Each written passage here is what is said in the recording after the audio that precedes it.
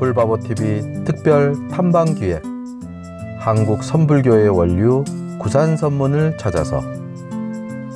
오늘 이 시간은 지난 시간에 보내드린 사굴산문과 더불어 관동지방에서 발전한 산문인 사자산문을 찾아보았습니다.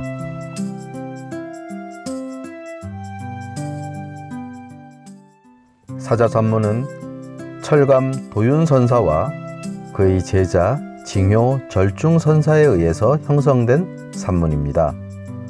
엄격히 말해서 사자산문을 개창한 분은 지금의 법흥사인 사자산 흥령사를 중심으로 활동했던 도윤선사의 제자 절중선사입니다. 그러나 산문의 계산조는 절중선사의 스승이신 도윤선사로 알려져 있습니다. 제자인 절중선사가 다른 곳에서 산문을 열었으나 그 선의 정신이 스승이신 도윤선사에게서 왔음을 천명하기 위해 스승의 이름으로 개창한 것입니다. 산문을 개창한 선사들은 그 뿌리를 스승에게 두고 제자가 산문을 열고 기반을 다졌더라도 그 공을 스승에게 돌리는 경우가 많은데, 우리가 이미 살펴본 가지산문이나 앞으로 살펴보게 될 복림산문도 비슷한 경우입니다. 스승을 영혼의 부모로 생각하는 스승과 제자 간의 아름다운 정신이 선의 역사 속에 이어져 오는 거지요. 스승이자 계산조인 철감 도윤선사는 825년에 당에 가서 마조 도일선사의 제자인 남전 보원선사의 선법을 전해받고 847년 문성왕 9년에 신라로 돌아왔습니다. 도윤선사는 금강산에 한동안 머물다가 화순의 쌍봉사로 옮겨 주석하면서 선풍을 일으키고 그의 법을 징효 절중선사에게 전했습니다.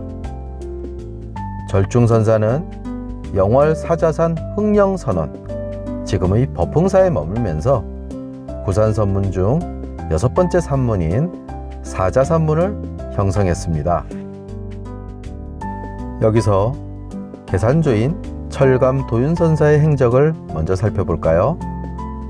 철감 도윤선사는 도균, 도운이라고도 하며 철감은 시호입니다. 18세에 출가해 김제 귀신사로 들어가 화엄경을 공부하다가 화엄에 만족하지 못하고 헌덕왕 17년 825년에 당나라로 가서 남전보원선사의 문화에서 수행한 뒤 남전선사의 법을 받게 됩니다. 도윤선사는 당나라에서 22년간 머문 뒤 847년에 귀국하여 금강산 장담사에 머물렀습니다. 이후 전남 화순의 쌍봉사로 옮겨가 크게 선법을 펼쳤습니다. 이 무렵 경문왕이 선사에게 귀의하기도 했는데, 선사가 71세의 나이로 입장하자 왕실에서는 철감이라는 시호와 징소라는 타포를 하사합니다. 사자산문의 개창조인 절중선사의 탑비에는 사자산문의 법맥을 파악할 수 있게 하는 비문이 있는데요. 내용은 다음과 같습니다.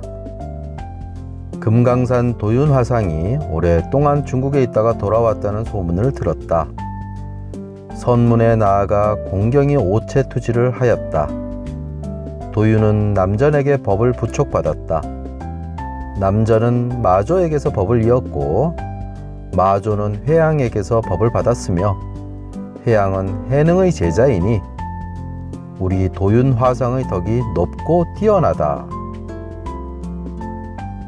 정리해보면 육조 해능을 시작으로 남학 회양, 마조 도일, 남전 보원, 철감 도윤, 징효 절중에 이르기까지 사자산문에는 이심전심으로 대표되는 선의 법맥이 흐르고 있음을 알 수 있습니다. 여기서 잠시 사자산문의 계산조인 철감 도윤선사가 머무셨던 쌍봉사를 찾아가 볼까요? 쌍봉사는 전라남도 화순군 이양면 계당산에 있는 사찰로 신라 경문왕 때 철감 도윤선사가 창건하였습니다. 창건주 철감 도윤선사의 도호가 쌍봉이었으므로 사찰명을 쌍봉사라 하였다고 합니다. 중요 문화재로는 국보 제57호인 철감선사탑과 보물 제170호인 철감선사탑비가 있고 소실된 보물 제163호였던 대웅전이 있었습니다. 쌍봉사 경내 북쪽에 있는 쌍봉사 철감선사탑은 팔각 원당형의 기본형을 잘 나타낸 부도로 신라의 여러 부도 가운데 조각과 장식이 가장 화려하고 아름다운 걸작이라고 합니다.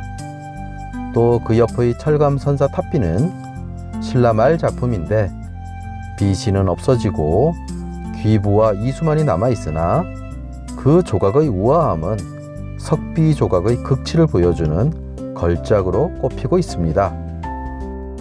또한 철감 도윤선사와 조주 종심선사의 진영을 모시고 있는 쌍봉사 호성전은 T자형 맞배 지붕 건물로 우리나라에서 유일무이한 형태의 정각입니다. 스승이신 남전 보원선사의 진영이 아닌 조주 종심선사의 진영을 모신 것이 특별하지요. 철감 도윤선사는 당나라에 유학하여 남전 보원선사의 제자가 되었는데 그때 조주선사를 만나게 됩니다. 조주선사는 철감선사보다 20년 연상의 사형으로 두 스님의 인연이 남달랐고 도윤선사는 스승과 사형으로부터 기대와 신뢰를 한몸에 받았는데 스승인 남전선사가 우리 종의 법인이 동국으로 돌아가는구나 라고 인가한 것이 그 증거입니다. 남전선사의 가풍이 조주선사를 통해 중국에 이어졌고 도윤선사를 통해서 우리에게 전해졌다고 할 수 있으므로 호성전에 두 분을 모시게 된 것입니다. 그런데 사자산문은 계산조인 도윤선사보다 제자인 징효절중선사가 더 주목을 받고 있습니다. 이것은 태조 왕건이 후삼국을 통일한 이후 철감 도윤선사가 머문 쌍봉사보다는 사자산문의 중심 사찰인 흥령사의 영향력이 훨씬 컸기 때문입니다. 사자산문을 개창한 절중선사는 7살에 출가해 15세에 부석사에서 화엄을 공부했습니다. 19세에 구족계를 받았고 이 무렵 훗날 스승이 되는 도윤선사가 금강산에 머물고 있다는 말을 듣고 찾아가서 법을 전수받게 됩니다. 그리고 스승을 떠나 여러 곳을 유행한 뒤 57세 무렵인 882년에 운예선사의 요청으로 강원도 영월 사자산 흥령선원 지금의 법흥사에 머물게 되면서 헌강왕이 귀의하게 되고 실질적인 사자산문의 역사가 시작됩니다. 절중선사는 74세에 입작하셨는데 시호는 징효, 타포는 보인입니다. 선사에게는 경유, 여종 등 제자가 2천여 명에 이르렀다고 하니 사자산문의 선풍이 어떠했는가를 미루어 짐작해 볼 수 있겠습니다.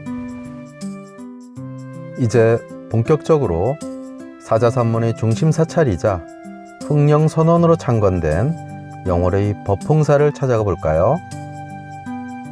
강원도 영월군 수주면에 자리한 법흥사는 신라의 자장율사가 나라의 부강과 백성의 편안함을 도모하기 위해 사자산 연화봉에 부처님의 진신사리를 봉안하고 흥령사라는 이름으로 창건했습니다. 우리나라 5대 정멸보궁 중의 한 곳인 법흥사의 창건은 멀리 신라시대로 거슬러 올라갑니다. 신라 자장율사는 당나라에서 유학할 때 문수보살을 칭견하고 부처님의 진신사리와 가사를 전수받고 귀국하게 됩니다. 그때가 643년인데요. 귀국한 자장율사는 양산 통도사, 오대산 상원사, 태백산 정암사의 사리를 봉안했습니다. 그리고는 영월의 법흥사를 창건하고 진신사리를 모신 거지요. 자작률사의 창건 이래 사리신앙의 중심 도량이자 중요한 기도처로 제가불자들의 발길이 끊이지 않았는데, 이 법흥사는 통일신라 말에 이르러 중요한 정기를 맡게 됩니다. 앞서 말씀드린 도윤선사의 제자인 절중선사가 법흥산을 사자산문의 중심 사찰로 개창하였고, 신라 헌강왕이 이 법흥사를 중서정에 귀속시켜 후원하는 사찰로 삼았기 때문입니다. 뛰어난 산세를 자랑하는 사자산이 병풍처럼 둘러싼 법흥산은 맑은 물을 안고 흐르는 주천강이 발원한 곳이자 중생들의 안녕과 나라의 발전을 위해 복전이 되어왔던 유서 깊은 고찰입니다. 이중화는 택리지에서 사자산 일대를 길지 중의 길지라며, 치악산 동쪽에 있는 사자산은 수석이 30리에 뻗쳐 있고 주천강의 근원이 여기다. 남쪽에 있는 도화동과 무릉동도 아울러 계곡의 경치가 아주 훌륭하다. 복지라고도 하는데 참으로 속세를 피해 살만한 지역이라고 묘사하고 있습니다. 천년고찰 법흥사에는 귀중한 성보들이 적지 않은데요. 옛 흥령선원의 위세를 짐작하게 하는 3개의 석탑과 1개의 수호 석불 좌상, 그리고 자작률서가 수도하던 토굴, 정멸보궁, 사리탑, 흥령사 징요대사 보인탑, 징요대사 부도, 그리고 흥령선원지가 있고, 종이가 없던 시절 인도 영라수 입회 범어로 기록한 폐협경 등의 소중한 삼보종재가 남아 있습니다. 여기에서 부처님의 진신사리를 모신 정멸보궁에 대해 목종 스님께서 설명해 주시겠습니다. 우리 불법TV 시청자 여러분, 정멸보궁이란 말 많이 들어보셨죠?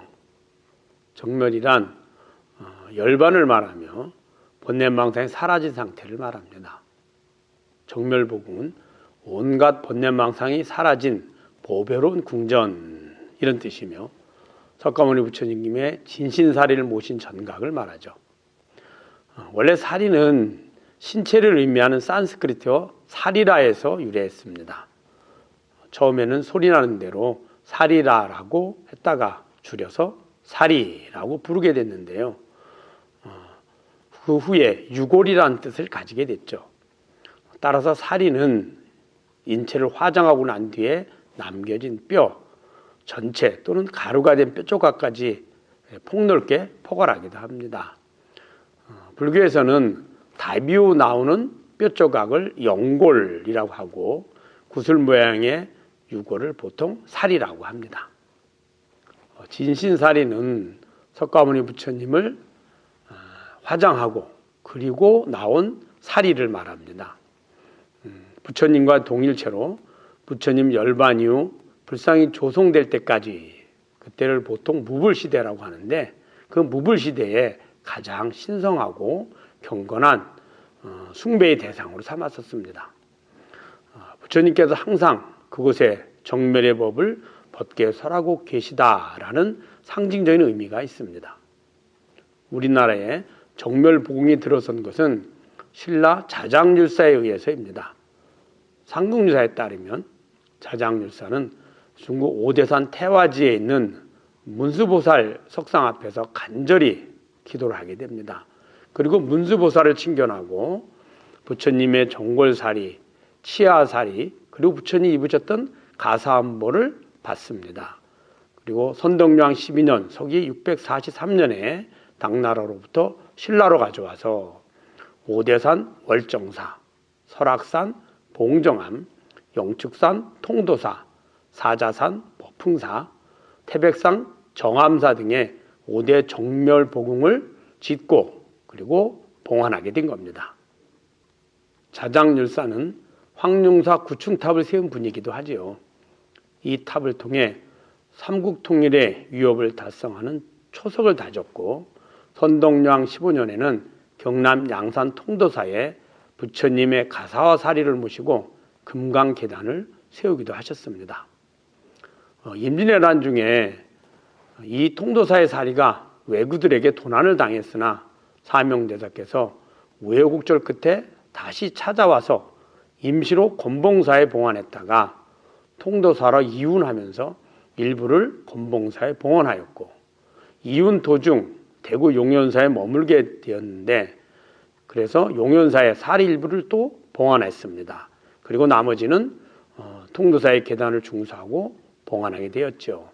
그래서 5대 정멸보궁 외에 고성곤봉사, 그 다음에 대구 용현사에 정멸보궁이 있게 된 것입니다. 정멸보궁은 단순히 부처님의 진신사리를 모신 곳이라는 의미보다 모든 본願망상이 사라진 정멸의 법이 설해지는 곳으로 이해하심이 좋을 듯합니다. 정멸이란 열반을 의미하며 참다운 정멸보궁이란 바로 해탈 열반의 자리인 진여 자성을 의미합니다. 불자님들께서 정멸보궁을 참배하는 의미는 석가모니 부처님의 가르침을 배우고 실천해서 생사윤회를 벗어나 해탈 열반을 얻겠습니다 라는 부처님과의 약속이기도 합니다. 정멸보궁에 이어 법흥사 경내의 유적들을 만나보실까요? 정멸보궁 뒤 자장률사 토굴 옆에 위치해 있는 영월 징요국사 부도는 팔각 원당형을 기본으로 삼았는데 옥계석에 약간의 파손이 있을 뿐 보존 상태가 양호합니다. 이 사리탑 옆으로 오래된 밤나무가 함께 도량을 지키고 있어 세월의 깊이와 숭고한 멋을 느끼게 합니다. 저기 석분이 보이네요. 이곳은 자장률사가 돌을 닦던 곳으로 전해지며 고려시대에 만들어진 것으로 보입니다. 돌방의 겉모습은 흙을 봉긋하게 덮어 무덤처럼 보이는데 돌방 안에는 지금은 돌방 뒤편에 있는 돌널이 들어있었다고 합니다. 돌널의 용도는 고승의 유고를 모셨던 것으로 보이며 돌방은 스님들이 돌을 닦던 것으로 보입니다. 지금은 화강암으로 단을 쌓아 안으로 들어갈 수 없게 되어 있습니다. 징효대사는 개창조 절중선사의 시호로 징효대사 보인 탑비는 절중선사의 행장과 신라 효공왕이 징효대사라는 시호와 보인이라는 탑명을 내린 것 등을 기록하고 있는 탑비입니다. 보물제 612호인 징효대사 보인 탑비는 비신 높이가 2.77m, 너비가 1.13m로 944년에 건립되었습니다. 화강암으로 만들어졌는데 비신 일부에 약간의 손상이 있을 뿐 완전한 형태로 남아 보존 상태가 매우 좋습니다. 이 비는 통일신라의 징효대사를 기리는 탑비이지만 국가가 바뀌는 어지러움 때문에 이미 지었던 것을 나중에 새겨서 세운 것으로 추측할 수 있습니다. 오늘 살펴본 사자산문은 전형적으로 두 지붕 한 가족의 모습을 하고 있습니다.